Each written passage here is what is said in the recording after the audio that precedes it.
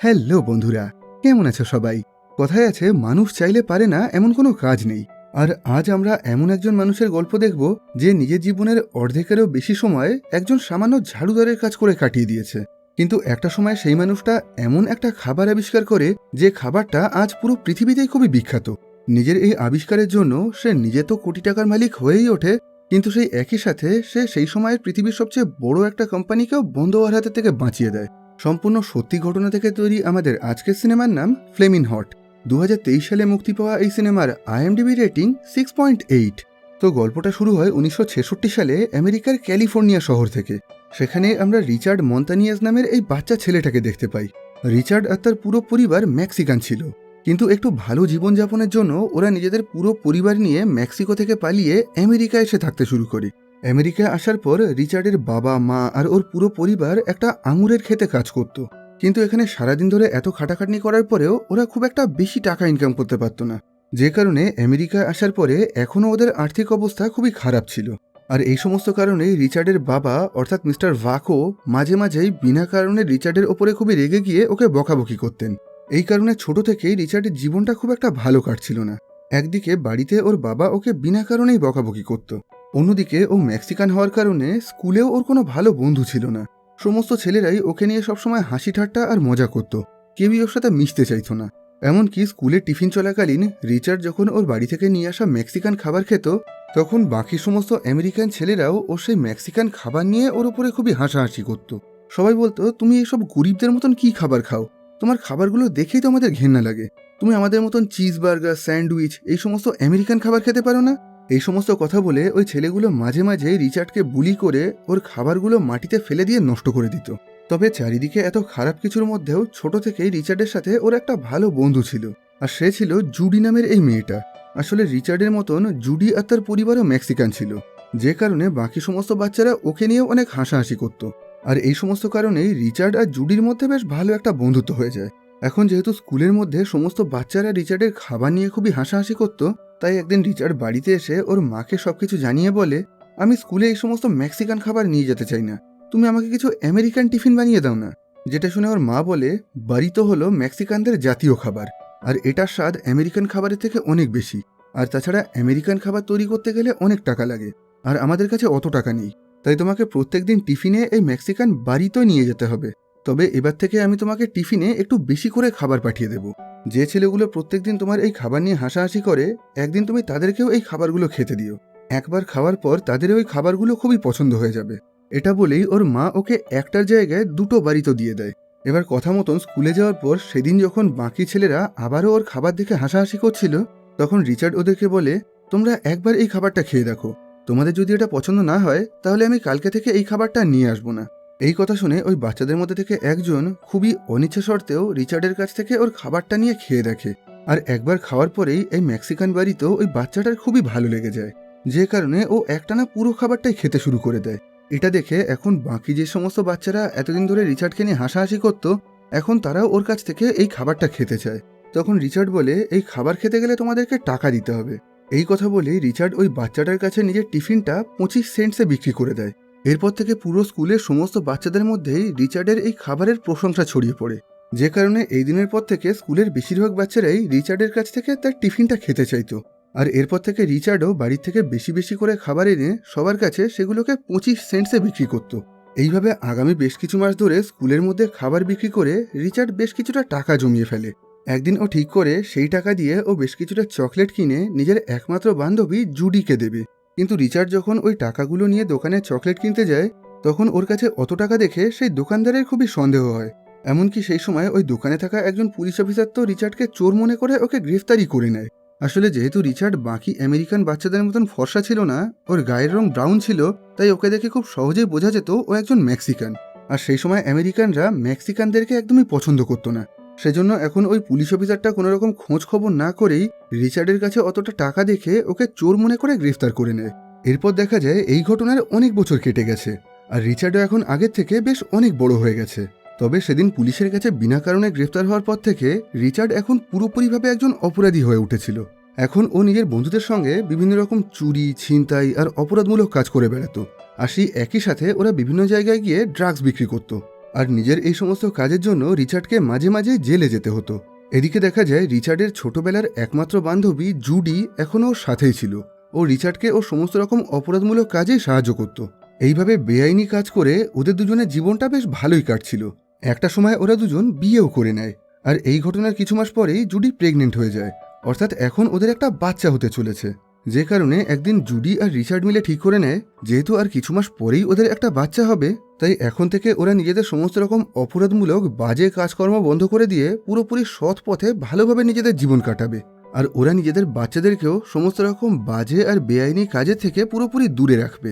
এই ঘটনার পর থেকে রিচার্ড পুরোপুরি সৎ পথে নিজের জীবন কাটাতে শুরু করে।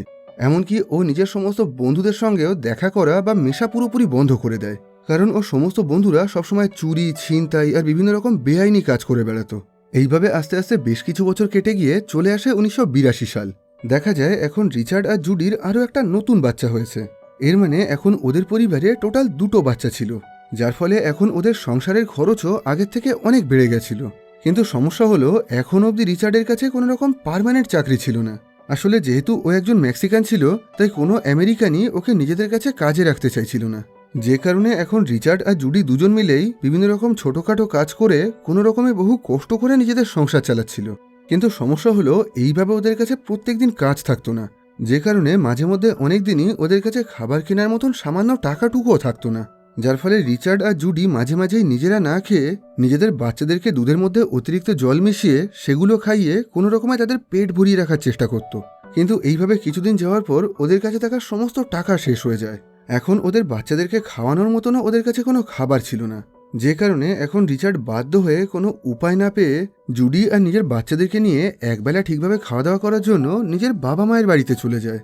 কিন্তু সেখানে যাওয়ার পর খাওয়া দাওয়া করার সময় রিচার্ডের বাবা ওকে নানা রকম উল্টোপাল্টা কথা বলে ওকে বিভিন্ন রকমভাবে অপমান করতে থাকে।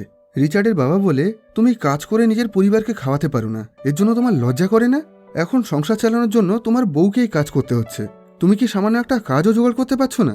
এই সমস্ত কথা শুনে রিচার্ড প্রচণ্ড অপমানিত হয়ে রাগ করে ওখান থেকে বেরিয়ে আসে। আর এরপর ও সরাসরি নিজের পুরানো বন্ধুদের সঙ্গে এসে দেখা করে। রিচার্ড ঠিক করে নেয়, যেহেতু এখন ও সৎ পথে কোনোভাবেই কোনো টাকা ইনকাম করতে পারছে না, তাই এখন ও নিজের বন্ধুদের সাথে আবার আগের মতন সেই সমস্ত বেআইনি কাজগুলো শুরু করবে। তখন রিচার্ডের বন্ধুরা বলে, না, আমরা তোমাকে আর কোনোভাবেই আমাদের দলে নিতে পারবো না। এখন তোমার একটা পরিবার আছে, 2টো বাচ্চা আছে, আমরা কোনোভাবেই চাই না তুমি আগের মতন বাজে কাজ করে আবারও জেলে চলে যাও। তখন রিচার্ড বলে, তাহলে তোমরা কি আমাকে কোনো একটা কাজ খুঁজে দিতে সাহায্য করবে? যেটা শুনে টনি নামে রিচার্ডের একটা বন্ধু বলে, কিছুদিন আগেই আমি ফ্রিটোলে নামের একটা খাবারের কোম্পানিতে চাকরি পেয়েছি, আর এখনও সেই কোম্পানিতে কাজের জন্য অনেক লোক নেওয়া হচ্ছে, তাই তুমি চাইলে ওই কোম্পানিতে গিয়েই কাজের জন্য অ্যাপ্লাই করতে পারো। এই কথা শুনে রিচার্ড পরের দিন সকালেই সেই ফ্রিটোলে কোম্পানিতে ইন্টারভিউ দেওয়ার জন্য চলে যায়। কিন্তু সেখানে যাওয়ার পর রিসেপশন থেকে ওকে জানানো হয় এই কোম্পানিতে চাকরি পেতে গেলে ওকে একটা ফর্ম ফিল আপ করতে হবে। কিন্তু সমস্যা হলো এই পুরো অ্যাপ্লিকেশন ফর্মটাই ইংলিশে লেখা ছিল। কিন্তু যেহেতু রিচার্ড খুব বেশি দূর লেখাপড়া করেনি, তাই এখানে ওই ফর্মটা পড়তে বা লিখতে ওর খুবই অসুবিধা হচ্ছিল। তাই ও বাধ্য হয়ে ওই অ্যাপ্লিকেশন ফর্মটা নিজের বাড়িতে নিয়ে এসে নিজের স্ত্রী জুডিকে দিয়ে সেটা ফিল আপ করায়। কিন্তু সেখানে আরও একটা বড় সমস্যা দেখা দেয়। ওই ফর্মে লেখা ছিল এই কোম্পানিতে চাকরি করতে গেলে সমস্ত এমপ্লয়িকেই হাই স্কুল গ্র্যাজুয়েট হতে হবে, মানে তাদেরকে খুব কমপক্ষে হলেও স্কুলের পড়াশোনাটা কমপ্লিট করতে হবে। কিন্তু রিচার্ড খুব বেশি দূর পড়াশোনা করেনি, তাই এখন ওই চাকরিটা পাওয়ার জন্য জুডি ওর ফর্মে একটা মিথ্যে কথা লিখে দেয়। জুডি লিখে দেয় রিচার্ড পাশেরই একটা স্কুল থেকে নিজের হাই স্কুলের ডিপ্লোমা কমপ্লিট করেছে, আর সেখানে ও বেশ ভালো নাম্বারও পেয়েছে। এর পরের দিন সকালে রিচার্ড ওই ফর্মটা নিয়ে সেই ফ্যাক্টরিতে ইন্টারভিউ দেওয়ার জন্য চলে যায়। সেখানে ওই ফর্মটা দেখে ম্যানেজার বলে, বাহ, তুমি যে স্কুল থেকে পড়াশোনা করেছো আমিও তো সেই একই স্কুলে পড়েছি, তোমার কি ওই স্কুলের প্রিন্সিপালের নাম মনে আছে? এই কথাটা শুনে রিচার্ড খুবই ঘাবড়ে যায়, আর শেষ অবধি ও ওই ম্যানেজারকে সমস্ত সত্যি কথা বলে দেয়। রিচার্ড বলে, আমি খুব বেশি দূর পড়াশোনা করিনি, শুধু এই চাকরিটা পাওয়ার জন্যই আমি এখানে মিথ্যে কথা লিখেছিলাম। এখন আমার এই চাকরিটার খুবই প্রয়োজন, না হলে আমার বাচ্চারা না খেতে পেয়ে মারা যাবে। এই কথা শুনে ম্যানেজার বলে, ঠিক আছে, আমি তোমাকে চাকরিতে রাখতে রাজি আছি, কিন্তু যেহেতু তুমি খুব বেশি দূর পড়াশোনা করোনি, তাই তোমাকে এই কোম্পানির জেনেটার মানে ঝাড়ুদার হিসাবে কাজে রাখা হবে। এই সামান্য একটা চাকরি পাওয়ার পরেই এখন রিচার্ড আর জুডি দুজনেই প্রচণ্ড খুশি ছিল, কারণ বিগত বহু বছর ধরে চেষ্টা করার পরেও রিচার্ড কোনো ভালো কাজ পাচ্ছিল না। আর এখন এই চাকরিটা পাওয়ার পর ওরা একটু ভালোভাবে নিজেদের সংসারটা চালাতে পারবে। এর পরের দিন সকালে রিচার্ড নিজের নতুন ইউনিফর্ম পরে খুবই খুশি মনে কাজ করার জন্য চলে যায়। ও ওর কাজের প্রথম দিনেই ওই ফ্যাক্টরির ম্যানেজার ওকে পুরো ফ্যাক্টরিটা ঘুরে দেখিয়ে ওকে ওর কাজটা ভালো করে বুঝিয়ে বলছিল। ওই ম্যানেজার বলে, আমাদের কোম্পানির নাম হলো ফ্রিটোলে, আর এটা হলো পেপসি কোম্পানিরই একটা সাব ব্র্যান্ড। আমরা পেপসি কোম্পানির হয়ে বিভিন্ন রকম চিপস, ডরিটোস, চিটোস আর স্ন্যাক্স তৈরি করি। আর তোমার কাজ হলো এই পুরো ফ্যাক্টরি আর এখানকার সমস্ত খাবারের মেশিনগুলোকে পরিষ্কার পরিচ্ছন্ন করে রাখা। এখানে প্রথমবার এত বড় বড় খাবার তৈরি করার অটোমেটিক মেশিন দেখে রিচার্ড প্রচণ্ড অবাক হয়ে যায়। এখানকার পুরো কাজের পরিবেশটাই ওর খুবই পছন্দ হয়। সেজন্য প্রথম দিন থেকেই ও এই সামান্য জেনারেটরের কাজটাকেও খুবই উৎসাহের সঙ্গে মন দিয়ে আর ভালোবেসে করছিল। ও সবসময় চেষ্টা করত নিজের এই সামান্য কাজটাকেও ও আরও কত ভালোভাবে করতে পারে। এরপর থেকে রিচার্ড প্রত্যেক দিন খুবই ভালোভাবে মন দিয়ে নিজের কাজটা করতে থাকে। তবে প্রত্যেক দিন কাজের ফাঁকে ও মাঝে মাঝেই এটা দেখার চেষ্টা করত এই ফ্যাক্টরির সমস্ত বড় বড় মেশিনগুলো কিভাবে কাজ করে, আর এই অটোমেটিক মেশিনগুলোর সাহায্যে কিভাবে খাবার তৈরি হয়। আর নিজের এই কিউরিসিটি থেকেই একদিন ও এই কোম্পানির একজন মেশিন অপারেটরকে প্রশ্ন করে, আচ্ছা, এই বড় বড় মেশিনগুলো কিভাবে কাজ করে আর আপনারা এগুলোকে কিভাবে কন্ট্রোল করেন? মেশিন অপারেটর মানে হলো যারা এই কোম্পানির সমস্ত বড় বড় মেশিনগুলোকে চালানো আর সেগুলোকে দেখাশোনা করার দায়িত্বে ছিল। এখন সেই মেশিন অপারেটর রিচার্ডকে একটু অপমান করে বলে, তুমি এসব কিছু জেনে কি করবে? তুমি তো একজন সামান্য ঝাড়ুদার। তোমাকে যে কাজটা করার জন্য এখানে রাখা হয়েছে তুমি সেটাই করো। এই কথা শুনে রিচার্ডের খুবই খারাপ লাগলেও নিজের চাকরি বাঁচানোর জন্য ও হাসি মুখে নিজের অপমানটা সহ্য করে নেয়। তবে রিচার্ড কোনোভাবেই হার মানতে চাইছিল না। ওর মধ্যে এই মেশিনগুলো সম্পর্কে জানার অনেক আগ্রহ ছিল। সেজন্য এই ঘটনার কিছুদিন পর ও ক্লারেন্স নামে এই কোম্পানির আরও একজন মেশিন অপারেটরের কাছ থেকে এই মেশিনগুলো সম্পর্কে জানতে চায়। ক্লারেন্স খুবই ভালো মনের একজন মানুষ ছিল, সেজন্য ও রিচার্ডকে কোনোরকমভাবে অপমান না করে ওর সাথে বেশ ভালোভাবেই কথা বলতে থাকে।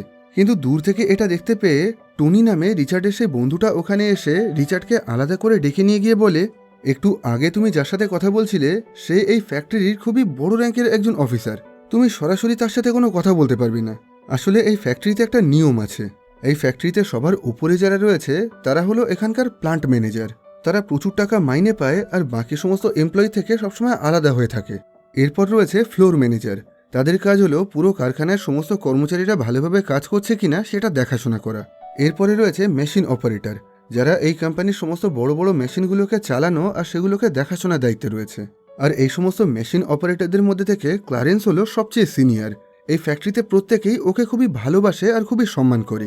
এরপরে রয়েছি আমরা, মানে এই কোম্পানির সমস্ত সাধারণ কর্মচারীরা, যারা এই ফ্যাক্টরিতে সমস্ত অ্যাসেম্বলি লাইন আর প্যাকেজিংয়ের কাজ করে। আর সবচেয়ে নিচে রয়েছে তোমরা, মানে জেনেটাররা, যারা এই কোম্পানিতে ঝাড়ুদারের কাজ করে।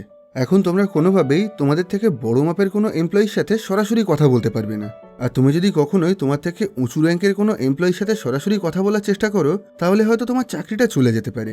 এই কথা শুনে রিচার্ড ঠিক করে নেয় ওকে প্রমোশন নিয়ে যেভাবেই হোক আরও ওপরের র্যাঙ্কে পৌঁছাতে হবে, কারণ ও সারা জীবন ধরে এই সামান্য ঝাড়ুদারের কাজটা করতে চায় না। সেজন্য এই ঘটনার কিছুদিন পর রিচার্ড আরও একবার ক্ল্যারেন্সের সাথে কথা বলার চেষ্টা করে। রিচার্ড মনে করেছিল যেহেতু ক্ল্যারেন্স খুবই ভালো মনের একজন মানুষ ছিল, তাই ও যদি ক্ল্যারেন্সের কাছ থেকে এই মেশিন চালানোটা ভালো করে শিখতে পারে তাহলে ও হয়তো খুব তাড়াতাড়ি এই ফ্যাক্টরিতে একজন মেশিন অপারেটর হিসাবে প্রমোশন পেয়ে যাবে। এখন রিচার্ড নিজের টিফিন থেকে ক্লারেন্সকে বেশ কিছুটা মেক্সিকান খাবার দিয়ে ওর সাথে বন্ধুত্ব করার চেষ্টা করে। এটা দেখে ক্লারেন্স বলে, তোমার সাথে আমার 2 দিন আগে পরিচয় হয়েছে, এখন তুমি আমার জন্য বাড়ি থেকে খাবার নিয়ে এসে আমার সাথে বন্ধুত্ব করার চেষ্টা করছো কেন? তখন রিচার্ড বলে, আপনার এই কাজটাকে আমি খুবই সম্মান করি, এই কাজটা আমার খুবই ভালো লাগে। আসলে ছোট থেকেই আমার সমস্ত রকম মেশিনের ওপরে খুবই ইন্টারেস্ট ছিল। আমি সুযোগ পেলেই বিভিন্ন রকম খারাপ হয়ে যাওয়া ইলেকট্রনিক ডিভাইস আর মেশিনগুলোকে ঠিক করার চেষ্টা করতাম। আর সেজন্যই এখন আমি আপনার কাছ থেকে এই মেশিনগুলোকে ভালো করে চালানো শিখে এগুলো সম্পর্কে জানতে চাই, যাতে ভবিষ্যতে আমি এই ফ্যাক্টরিতে একজন মেশিন অপারেটর হিসেবে কাজ করতে পারি। এই কথা শুনে ক্লারেন্স ওর সাথে বন্ধুত্ব করার জন্য রাজি হয়ে যায়। এরপর থেকে রিচার্ড প্রত্যেক দিন নিজের কাজের ফাঁকে সুযোগ পেলেই ক্ল্যারেন্সকে নানা রকম প্রশ্ন করে ওর কাছ থেকে এই সমস্ত মেশিন সম্পর্কে জানার চেষ্টা করত। আর ক্ল্যারেন্সও খুবই শান্তভাবে ওর সমস্ত প্রশ্নের উত্তর দিত। এইভাবে আগামী কিছুদিনের মধ্যেই রিচার্ড এই সমস্ত মেশিন সম্পর্কে বেশ অনেক নতুন নতুন জিনিস শিখে নেয়। এইভাবে একটা সময় রিচার্ডের আগ্রহ এতটাই বেড়ে গেছিল যে কিছু মাস পর থেকে ক্লারেন্স রিচার্ডের কাজ শুরু হওয়ার আগে অথবা ওর কাজ শেষ হওয়ার পরে ওকে স্পেশালভাবে 1-2 ঘন্টা ধরে সমস্ত মেশিন চালানোর ট্রেনিং দিত। এইভাবে আস্তে আস্তে সবকিছু বেশ ভালোই কাটছিল। আগামী 1 বছরের মধ্যে রিচার্ড এই সমস্ত মেশিন সম্পর্কে অনেক কিছু জেনে যায়। আর সেই একই সাথে এখন ও এত ভালোভাবে আর মন দিয়ে নিজের কাজ করত যে একটা সময় ও এই অফিসের সবচেয়ে সেরা এমপ্লয়ি হিসাবে এমপ্লয়ি অফ দ্য মান্থের অ্যাওয়ার্ড পায়। কিন্তু এখানে সবকিছু যখন ভালোভাবে কাটছিল ঠিক তখনই খুবই বড় একটা সমস্যা দেখা দেয়। 1984 সালে এসে আমেরিকার অর্থনৈতিক অবস্থা খুবই খারাপ হয়ে যায়, যে কারণে দেশের অনেক বড় বড় কলকারখানা, ফ্যাক্টরি সবকিছুই বন্ধ হয়ে যাচ্ছিল, যার ফলে পুরো দেশ জুড়ে বহু মানুষকে তাদের চাকরি হারাতে হয়। আবার অনেক কারখানা তো বন্ধ হওয়ার হাতে থেকে বাঁচার জন্য তার সমস্ত এমপ্লয়ীদেরকে অর্ধেক মাইনে দিতে শুরু করে। এইভাবে 8 বছর কেটে গিয়ে চলে আসে 1992 সাল। এখনও অবধি পুরো আমেরিকার আর্থিক অবস্থা সেই আগের মতনই খারাপ ছিল, যে কারণে রিচার্ডের কোনো রকম প্রমোশন হয় না। জয়েন করার পর থেকে এখনও অবধি ও সেই জেনেটারের কাজটাই করে যাচ্ছিল। তবে চারিদিকে এত খারাপ অবস্থার মধ্যেও যে ওর চাকরি যায়নি, এটা ভেবেই ও মাঝে মাঝে আনন্দে থাকতো। কিন্তু এসব কিছুর মধ্যেই একদিন আরও একটা বড় সমস্যা দেখা দেয়। একদিন রিচার্ডদের ফ্যাক্টরির ম্যানেজার সবাইকে জানায়, আমাদের ফ্রিটোলে কোম্পানির আন্ডারে 2টো ফ্যাক্টরি রয়েছে। একটা হলো আমাদের ফ্যাক্টরি, আর একটা হলো আমাদের পাশে থাকা বেকারসফিল্ড নামের অন্য একটা ফ্যাক্টরি। এখন সমস্যা হলো, বিগত বহু বছর ধরে আমাদের ফ্রিটোলে কোম্পানি খুব একটা বেশি টাকা ইনকাম করতে পারছে না। সেজন্য কোম্পানির তরফ থেকে আগামী কিছু মাসের মধ্যেই এই 2টো ফ্যাক্টরির মধ্যে থেকে যে কোনো একটাকে বন্ধ করে দেওয়া হবে। আর আগামী কিছু মাসের মধ্যে যে ফ্যাক্টরি আমাদের কোম্পানিকে সবচেয়ে বেশি টাকার বিজনেস করে দেবে, সেটাকে চালু রেখে অন্য ফ্যাক্টরিটাকে বন্ধ করে দেওয়া হবে। তাই এখন আমাদের চাকরি বাঁচাতে গেলে আমাদেরকে যেভাবেই হোক পাশের ফ্যাক্টরি থেকে বেশি টাকার বিজনেস করতে হবে। এই কথাটা শোনার পর সমস্ত এমপ্লয়িরাই এখন খুবই চিন্তায় পড়ে যায়। অন্যদিকে দেখা যায় এখন পেপসি কোম্পানির সিইও মিস্টার এরিক নিজেও এই বিষয়টা নিয়ে খুবই চিন্তার মধ্যে ছিলেন।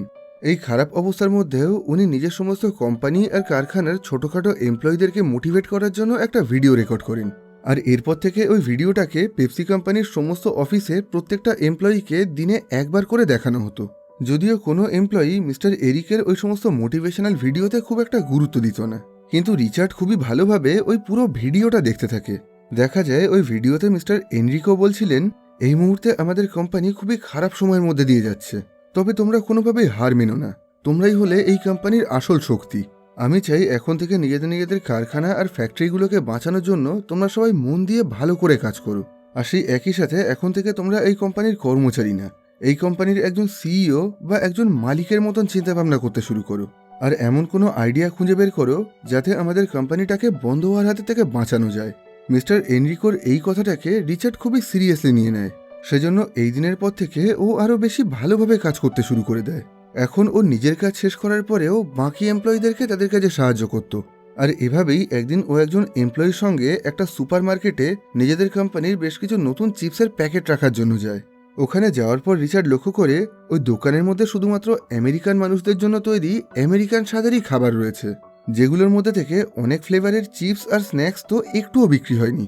এটা দেখে রিচার্ড একটু অবাক হয়ে গিয়ে বলে, এখানে এত আমেরিকান ফ্লেভারের স্ন্যাক্স থাকা সত্ত্বেও মানুষ সমস্ত ফ্লেভার ট্রাই করছে না কেন? যেটা শুনে রিচার্ডের সাথে থাকা ওই এমপ্লয়িটা বলে, আসলে এক একটা এরিয়ার মানুষের টেস্ট এক এক রকম। এই দোকানে যে ফ্লেভারের স্ন্যাক্সগুলো বিক্রি হচ্ছে না, সেগুলো হয়তো অন্য এরিয়ার অন্য দোকানে বিক্রি হয়ে যাবে।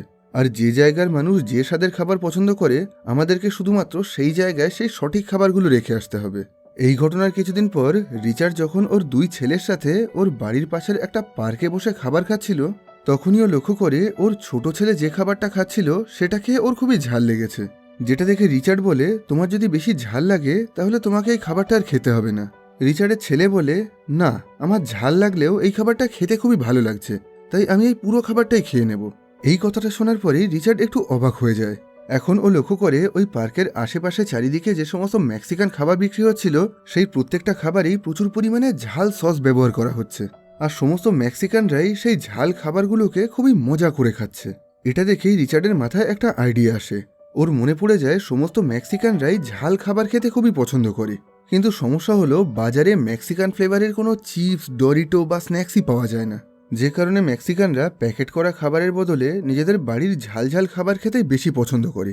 এখন ওর মনে হয় ওদের কোম্পানিতে যদি মেক্সিকানদের জন্য নতুন ঝাল ফ্লেভারের কোনো স্ন্যাক্স তৈরি করা হয়, তাহলে সেই খাবারটা এই দেশে থাকা সমস্ত মেক্সিকান মানুষদেরই খুবই পছন্দ হবে। আর এইভাবে নতুন ফ্লেভারের স্ন্যাক্স তৈরি করলে এদের কোম্পানির সেলসও অনেক বেড়ে যাবে।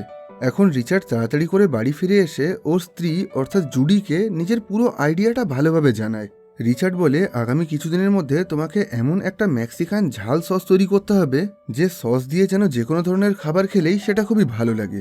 একবার ওই সসটা তৈরি হয়ে গেলেই আমি সেটাকে আমাদের কোম্পানিতে নিয়ে যাব, যাতে পরবর্তীকালে আমাদের কোম্পানি থেকে সেই ফ্লেভারের স্ন্যাক্স তৈরি করা হয়। যদিও প্রথমের দিকে জুডি কোনোভাবেই এই কাজটা করার জন্য রাজি হচ্ছিল না। ও বলে, তুমি এই সমস্ত ফালতু কাজ করে নিজের টাকা নষ্ট করো না, এমনিতেই এখন আমাদের ইনকাম অনেক কমে গেছে, তাই তুমি নিজের টাকাগুলোকে বাঁচিয়ে রাখো।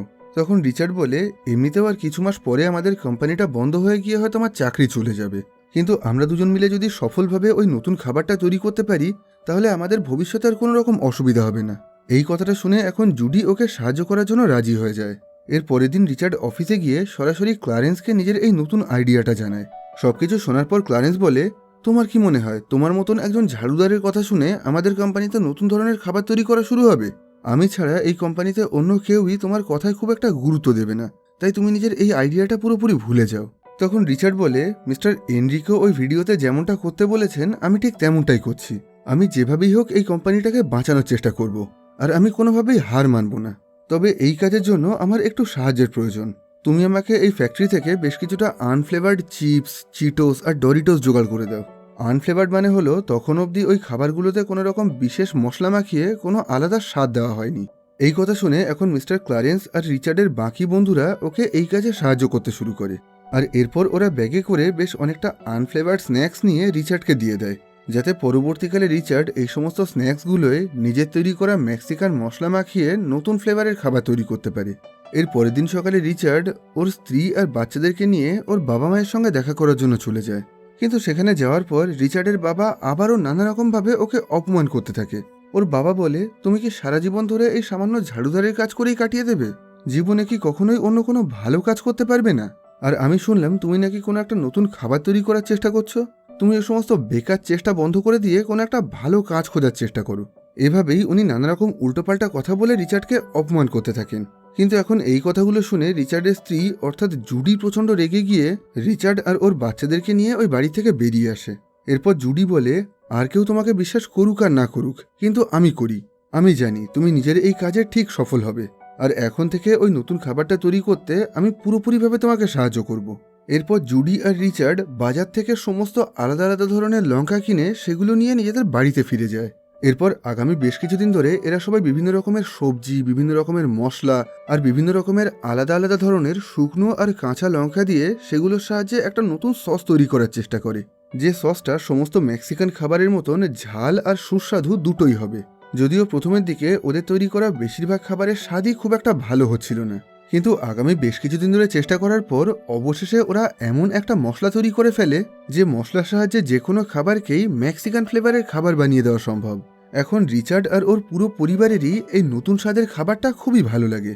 সেজন্য পরের দিন সকালে রিচার্ড ফ্যাক্টরিতে গিয়ে সরাসরি ওর ম্যানেজারকে সমস্ত ঘটনা খুলে জানায়। রিচার্ড বলে, আমি যে মশলাটা তৈরি করেছি সেই মশলার সাহায্যে নতুন ফ্লেভারের মেক্সিকান স্ন্যাক্স তৈরি করতে পারলে সেটা মার্কেটে প্রচুর পরিমাণে বিক্রি হবে, আর একবার এমনটা করতে পারলে আমাদের ফ্যাক্টরি আর কোনোদিনও বন্ধ হবে না। আপনি শুধু আমাকে আমাদের কোম্পানির সিইও মিস্টার এনরিকোর সঙ্গে কথা বলিয়ে দিন। তখন ওই ম্যানেজার বলেন, তুমি কি পাগল হয়ে গেছো? একটা নতুন ফ্লেভারের খাবার তৈরি করতে বহু বছর সময় লাগে, আর তার পিছনে কোম্পানিকে অনেক মিলিয়ন ডলার খরচ করতে হয়। তাই তুমি এই সমস্ত ভুলভাল চিন্তাভাবনা বন্ধ করে দিয়ে নিজের কাজে মন দাও। এই কথা বলেই ওই ম্যানেজারটা ওখান থেকে চলে যায়। কিন্তু রিচার্ড এখন কোনোভাবেই হার মানতে চাইছিল না। সেদিন ফ্যাক্টরিতে নিজের কাজ শেষ করার পর সবাই যখন বাড়ি চলে গেছিল, তখন রিচার্ড লুকিয়ে লুকিয়ে সেই ম্যানেজারের অফিসে ঢুকে সেখানে সমস্ত দরকারি ডকুমেন্টস খোঁজাখুঁজি করে সেখান থেকে মিস্টার এনরিকোর নাম্বারটা খুঁজে বের করে। এখন ও একটা কাগজে সেই ফোন নাম্বারটা লিখে নেয়, আর এর পরের দিন সকালে ও সবার থেকে লুকিয়ে লুকিয়ে ওদের অফিসের ফোন থেকেই মিস্টার এনরিকোকে কল করে। কিন্তু প্রথমে সেই কলটা মিস্টার এনরিকোর অ্যাসিস্ট্যান্ট ধরেছিল। তখন ওই মহিলা অ্যাসিস্ট্যান্ট প্রশ্ন করে, আপনি কোন দেশ থেকে কল করেছেন? আসলে মিস্টার এনরিকোকে সাধারণত বিভিন্ন দেশের বড় বড় কোম্পানির সিইওরাই কল করত। তখন রিচার্ড ওনাকে নিজের আসল পরিচয়টা জানিয়ে বলে, আমি ফ্রিটোলে কোম্পানিরই একটা ফ্যাক্টরিতে ঝাড়ুদারের কাজ করি। বেশ কিছুদিন ধরে চেষ্টা করে আমি এমন একটা নতুন খাবার তৈরি করেছি যেটার সাহায্যে আমি আমাদের কোম্পানিটাকে বন্ধ হওয়ার হাতের থেকে বাঁচাতে পারি। এখন আপনি দয়া করে আমাকে একবার হলেও মিস্টার এনরিকোর সাথে কথা বলতে দেন। এই কথাটা শোনার পর ওই অ্যাসিস্ট্যান্ট রিচার্ডের কলটা সরাসরি মিস্টার এনরিকোর সাথে কানেক্ট করে দেয়। এখন রিচার্ড ওনাকে বলে, আমি আপনার কোম্পানির একজন সামান্য ঝাড়ুদার, তবে কিছুদিন আগে আমি আপনার একটা ভিডিও দেখেছি, যে ভিডিওতে আপনি আমাদের সবাইকে বলেছিলেন এই কোম্পানির সিইওর মতন চিন্তা করে এই কোম্পানিটাকে বাঁচানোর চেষ্টা করতে, আর আমি ঠিক তেমনটাই করেছি। বিগত বেশ কিছুদিন ধরে চেষ্টা করে আমি এমন একটা নতুন ফ্লেভারের খাবার তৈরি করেছি যেটার সাহায্যে আমাদের কোম্পানির বিজনেস আরও অনেকটা বেড়ে যাবে।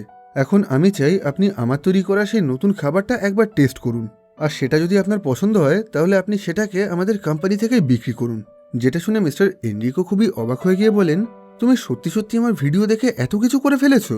তোমার এই কথাগুলো শুনে আমার খুবই ভালো লাগলো। ঠিক আছে, তুমি তোমার ওই খাবারের বেশ কিছুটা স্যাম্পেল আমার কাছে পাঠিয়ে দাও।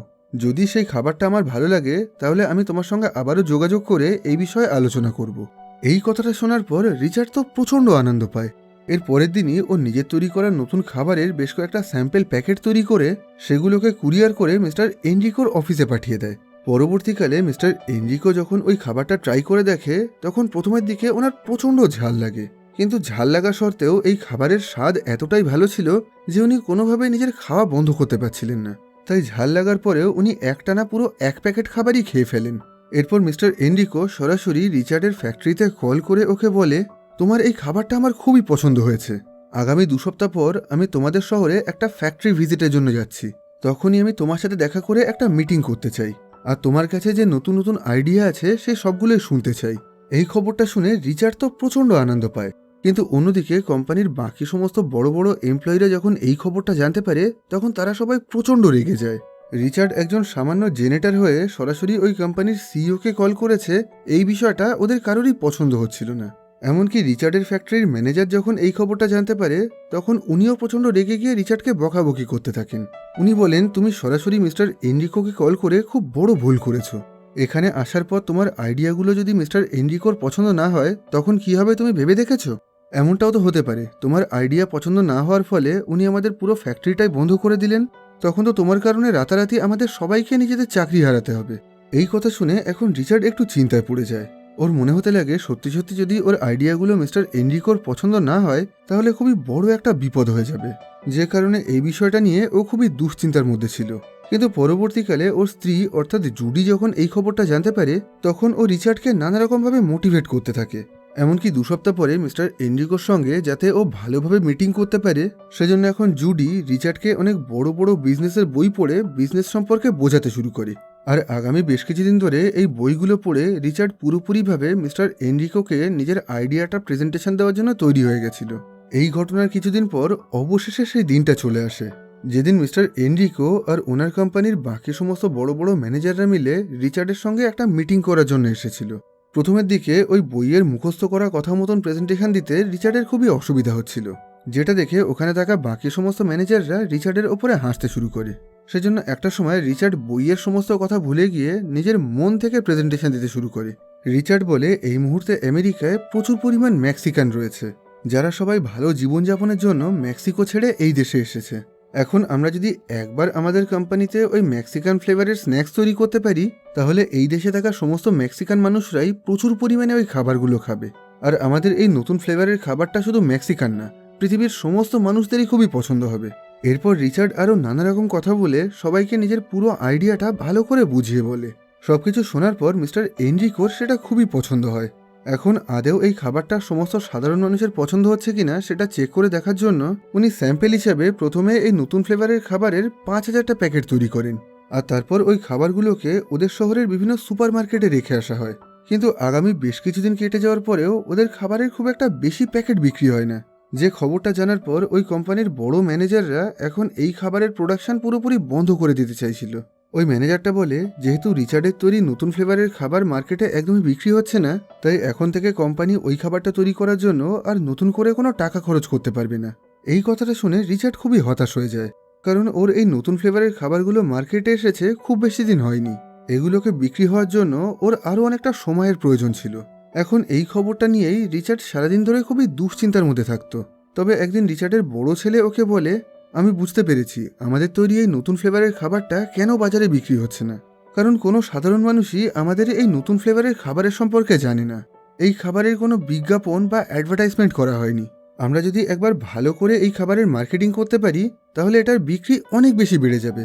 এই কথাটা শোনার পরেই রিচার্ডের মাথায় আবারও একটা নতুন আইডিয়া আসে। এর পরের দিন সকালেই রিচার্ড নিজের সমস্ত পুরানো বন্ধুদের সঙ্গে দেখা করে, যাদের সাথে একটা সময় ও শহরের রাস্তায় ড্রাগস বিক্রি করত। এখন ও নিজের সমস্ত বন্ধুদেরকে নিয়ে নিজের ফ্যাক্টরিতে চলে আসে। এবার ফ্যাক্টরিতে যাওয়ার পর রিচার্ড ওর সমস্ত বন্ধু আর ওখানে থাকা সমস্ত এমপ্লয়ীদেরকে বলে, কোম্পানির বড় বড় ম্যানেজাররা আমাদের এই নতুন খাবারটাকে তৈরি করা বন্ধ করে দিতে চাইছে, আর একবার এমনটা হলে হয়তো আমাদের পুরো ফ্যাক্টরিটাই বন্ধ হয়ে যাবে। তাই এখন আমাদের সবাইকেই এই নতুন খাবারের প্রচার করতে হবে। আমরা শহরের রাস্তায় ঘুরে ঘুরে সমস্ত সাধারণ মানুষকে আমাদের তৈরি এই নতুন খাবারের 1 প্যাকেট করে ফ্রি স্যাম্পেল দেব।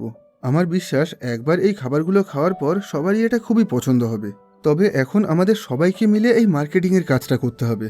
এই কথা শুনে এখন রিচার্ডের সমস্ত বন্ধু আর ওই অফিসে থাকা সমস্ত এমপ্লয়িরাই ওর এই প্ল্যান মতন কাজ করার জন্য রাজি হয়ে যায়। এখন সবাই মিলে ওই কারখানা থেকে সমস্ত খাবারের হাজার হাজার প্যাকেট নিয়ে রাস্তায় বেরিয়ে পড়ে। আর তারপর ওরা সমস্ত সাধারণ মানুষকে সম্পূর্ণ ফ্রিতেই 1 প্যাকেট করে খাবার দিতে শুরু করে। এইভাবে আগামী কিছুদিনের মধ্যে শহরের বেশিরভাগ মানুষই রিচার্ডের তৈরি করা সেই নতুন ফ্লেভারের খাবারটা ট্রাই করে নিয়েছিল। এখন সমস্ত মানুষেরই এই নতুন ফ্লেভারের খাবারটা এতটাই পছন্দ হয় যে ওরা সবাই এখন দোকান থেকে একসাথে 3-4 প্যাকেট করে খাবার কিনতে শুরু করে দেয়, যার ফলে আগামী কিছুদিনের মধ্যেই ওদের কোম্পানির তরফ থেকে শহরের সমস্ত সুপার মার্কেটে যে 5,000 প্যাকেট খাবার পাঠানো হয়েছিল সেই সবগুলোই এখন বিক্রি হয়ে যায়।